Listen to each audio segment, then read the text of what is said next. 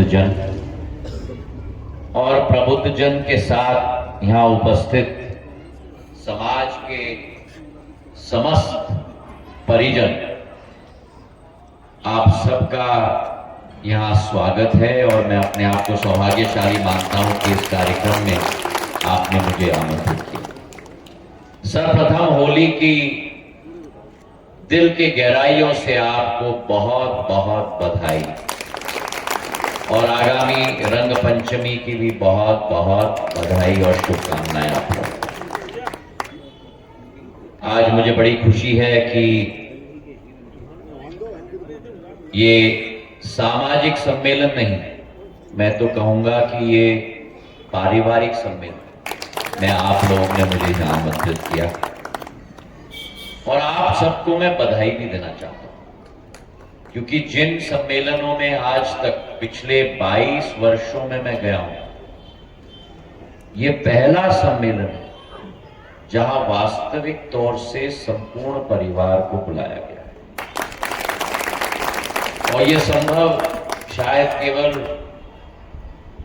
रघुवंश समाज से ही हो पाता है। कि जिस समाज में जब ब्रह्मांड की कल्पना हुई थी और ब्रह्मदेव के 39वीं अवतार के रूप में भगवान श्री राम पृथ्वी पर विराजे थे, उसी भगवान श्री राम के वंशज हमारे रघुवंशी समाज के समक्ष उपस्थित होकर मैं अपने आप को सौभाग्यशाली मानता हूं। सियावर रामचंद्र भगवान की, सियावर रामचंद्र भगवान की, सियावर रामचंद्र भगवान की। सृष्टि, ब्रह्मांड, पृथ्वी, सृष्टि ब्रह्मांड पृथ्वी के अगर मैं मानता हूं कि वंशज भगवान प्रभु श्री राम के आज इस पृथ्वी पर है, तो मेरे रघुवंश समाज के रूप में विराजमान है। तो मेरे रघुवंश समाज को मैं प्रणाम करता हूं।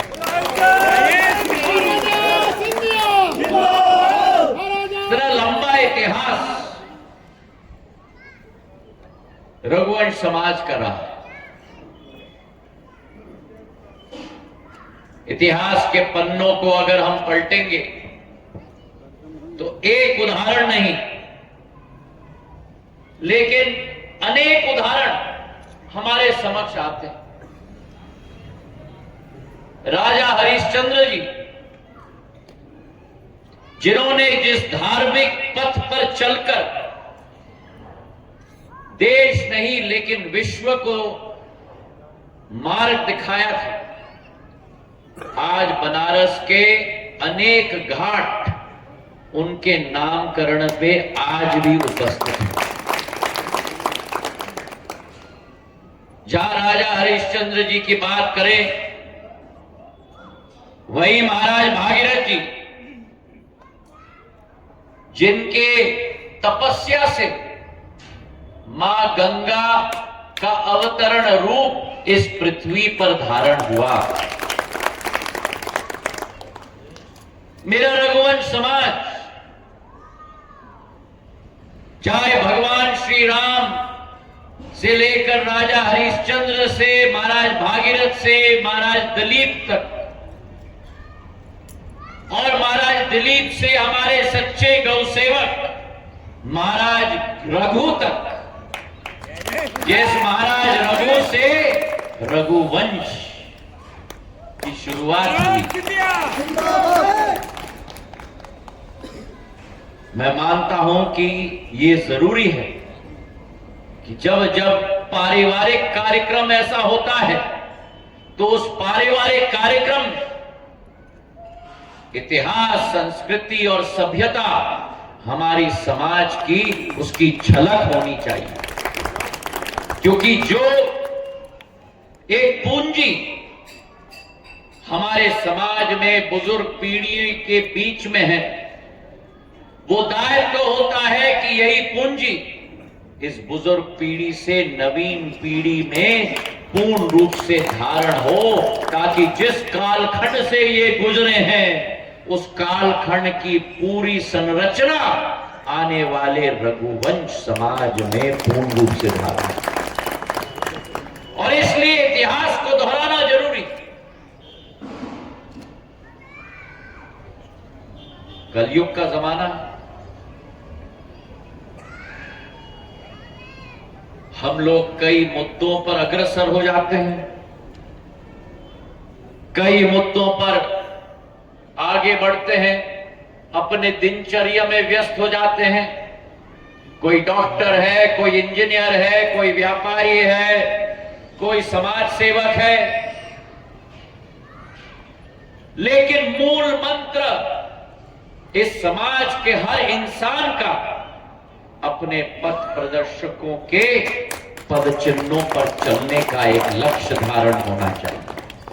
और वो तभी होता है जब इस गौरवान्वित इतिहास का आभास एक एक नौजवान को हो, जब अपने हाथ से कलम को उठाकर लिखते हो रघुवंशी, जब लिखते हो रघुवंशी, रघुवंश के धारक हो, इसकी समझ, इसकी पैरवी केवल मस्तिष्क के अंदर नहीं, लेकिन गंभीरता आत्मा के अंदर होनी होगी। मेरे भाइयों, आपके समाज के साथ सिंधिया परिवार का तो पीढ़ियों का रिश्ता है। केवल यहां नहीं, पूरे ग्वालियर स्टेट में, केवल गुना नहीं, केवल अशोकनगर नहीं, शिवपुरी जिले से लेकर विदिशा जिले से लेकर मंदसौर, नीमच, रतलाम तक आपके समाज के साथ। और विदिशा के गंज वासोदा में नीलकंठेश्वर मंदिर सिंधिया परिवार के पूर्वजों के द्वारा स्थापित किया गया था। और 1929 में जब उस मंदिर का जीर्णोद्धार हुआ, उस समय में शिवाजीराव महाराज ने वहां शिलालेख भी लगा दिया था कि उस मंदिर की जो जीर्णोद्धार हुई थी, रघुवंश समाज के लिए वो कार्य किया गया था गंजवासोदा में। आप लोगों के आज भी वो शिलालेख वहां लगी हुई।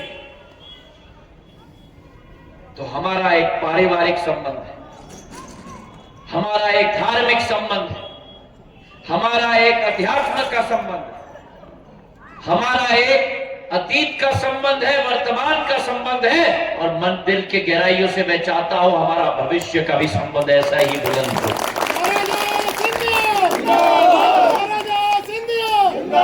रघुवंश समाज के साथ जहां सिंधिया परिवार आगे बढ़ा है विकास में, प्रगति में, दाएं और बाएं रघुवंश समाज साथ में चला। मुझे आज भी याद है 2002 में जब पहली बार दुख के समय में जो जिम्मेदारी मेरे कंधों पे आई थी, दुख के समय में जो पीड़ा सिंधिया परिवार के मुखिया के रूप में उठाने का दायित्व मैंने धारण किया था, उस समय मेरे साथ केवल रघुवंश समाज खड़ा नहीं रहा, चट्टान की तरह मेरे साथ खड़ा था। मेरे भाइयों, वो जीवन का क्षण मैं कभी भूल नहीं पाऊंगा।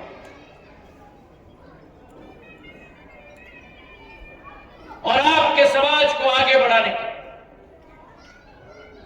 कंधे से कंधे मिलाकर सिंधिया परिवार ने सदैव मार्ग प्रशस्त किया।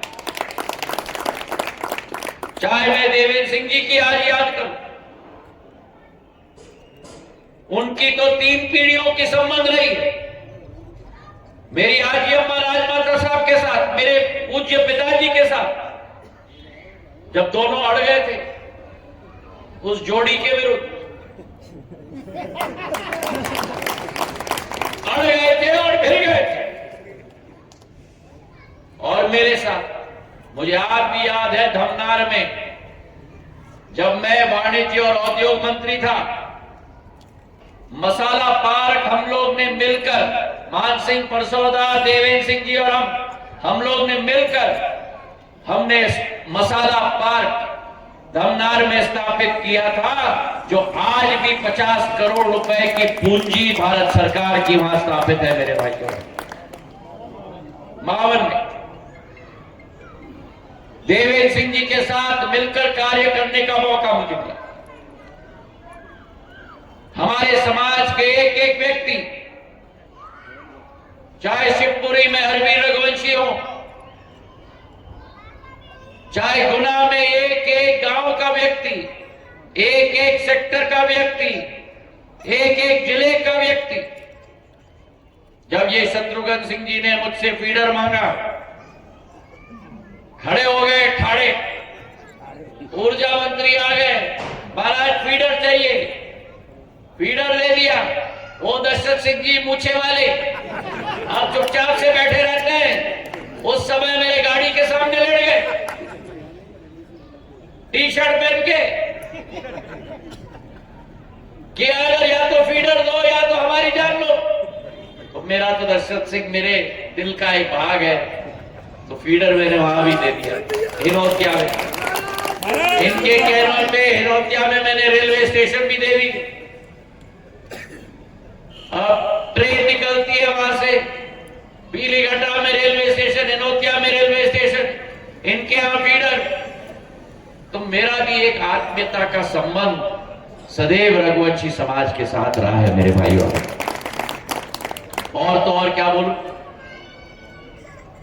अभी चुनाव के समय में पूरे क्षेत्र में मैंने भ्रमण किया, सभी दूर से एक स्वर निकली कि महाराज जैसे भी हो हमारे समाज को प्रतिनिधित्व दो। देवेंद्र सिंह जी के बाद हमारे समाज को प्रतिनिधित्व नहीं मिला है। आपने झट करके मांगा, मैंने फट करके दे दिया। जगन्नाथ सिंह जी आज आपके चंदेरी के विधायक। अरे तालियां तो अच्छे से बजा दो जाए एक बार जगन्नाथ सिंह जी के लिए। अशोकनगर के पूर्व विधायक रविंद्र सिंह रघुवंशी जी, रामदाल सिंह जी रघुवंशी जी, सोवरन सिंह जी के चाचा लक्ष्मण सिंह कक्कू जो भूमि विकास बैंक के अध्यक्ष बने थे। हमारे पास एक रत्न नहीं है, नवरत्न है रघुवंश समाज के मेरे भाइयों। आज इस होली मिलन के पर्व पर मैं आपसे आपको आह्वान करने आया हूं। आज भारत अग्रसर हो रहा है, मध्य प्रदेश अग्रसर हो रहा है। प्रधानमंत्री नरेंद्र मोदी जी संकल्पित हैं कि न रुकेंगे और न झुकेंगे जब तक मां भारती को विश्व पटल पर हम उजागर न करें। और आप लोगों का 500 साल का सपना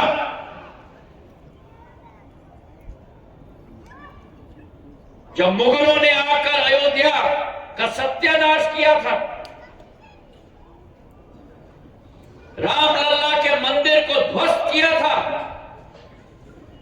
और उस कालखंड के बाद लाखों लोगों ने जो अपनी जीवन की बलिदान दी, संघर्ष किया एक ही सपने के साथ।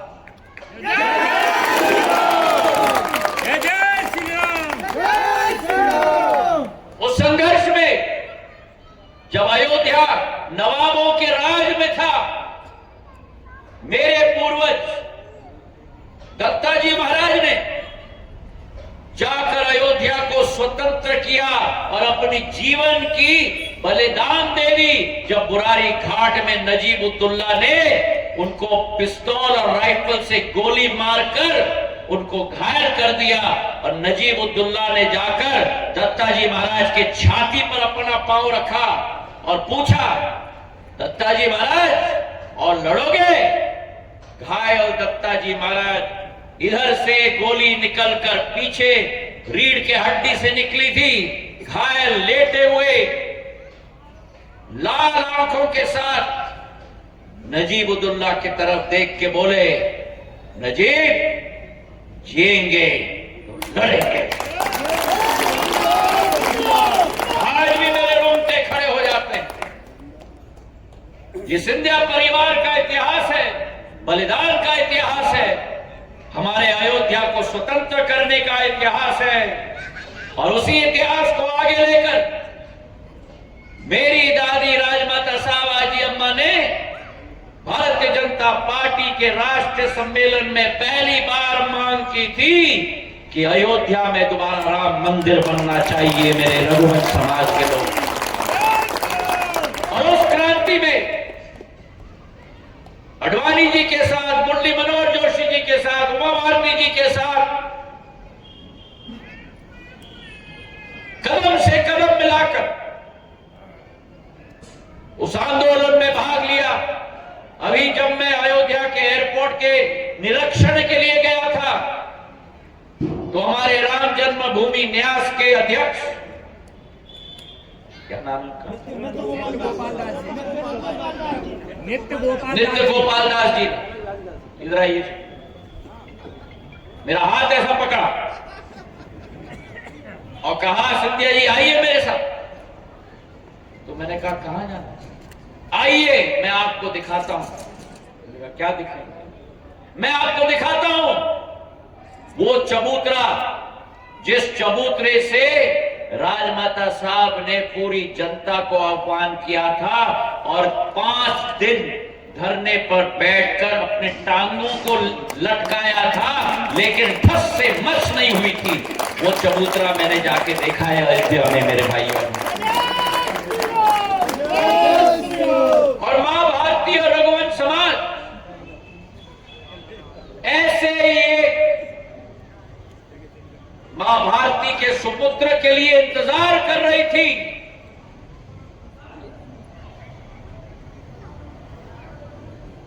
जो संकल्प सुपुत्र आकर मां भारती के सपने को, लाखों करोड़ों देशवासियों के सपनों को, हजारों लोग जिन्होंने संघर्ष किया था उनके सपनों को अपना संकल्प बना लेंगे और अपना संकल्प बनाकर सिद्धि तक न रुकेंगे और न झुकेंगे।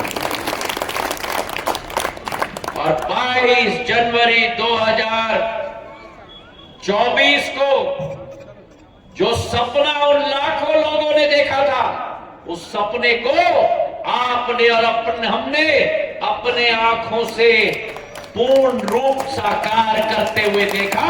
भगवान श्री राम, राम लल्ला का मंदिर अयोध्या में और प्राण प्रतिष्ठा होकर दोबारा वहां विराज रहे हैं मेरे भाइयों। भगवान श्री राम की, भगवान श्री राम की, भगवान श्री राम की। आज भारत चल पड़ा है। प्रधानमंत्री नरेंद्र मोदी जी के नेतृत्व में भारत चल पड़ा है। और इसलिए चाहे भारत की आर्थिक शक्ति आज विश्व पटल पर जो 11 नंबर पे थी कांग्रेस के 65 साल के शासनकाल में, 10 साल के अंदर प्रधानमंत्री नरेंद्र मोदी ने भारत को विश्व के 5 से सबसे बड़ी आर्थिक महाशक्ति के रूप में परिवर्तित कर दिया। भारत चल पड़ा है, लेकिन भारत चल पड़ा है केवल आर्थिक शक्ति के रूप में नहीं।